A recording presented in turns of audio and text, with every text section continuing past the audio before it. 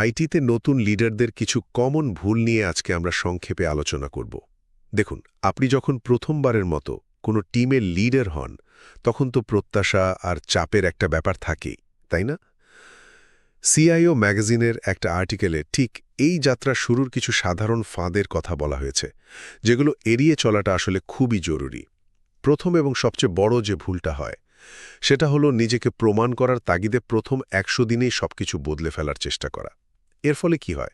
আপনি দলের বিশ্বাস অর্জনের আগেই সেটাকে নষ্ট করে ফেলেন। এর বদলে বরং প্রথম কয়েকটা সপ্তাহ শুধু শুনুন।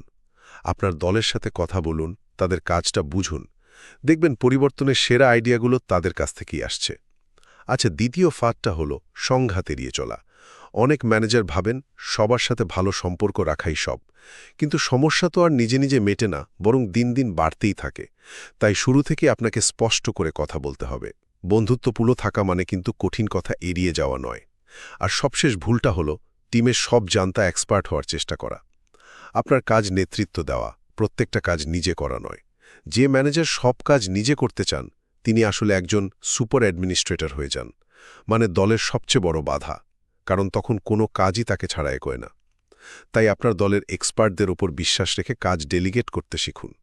সুতরাং একজন কার্যকর লিডার হতে চাইলে দ্রুত প্রমাণ করার লোভটা সামলান, কঠিন আলোচনাকে আপন করুন এবং আপনার টিমের ওপর বিশ্বাস রাখুন।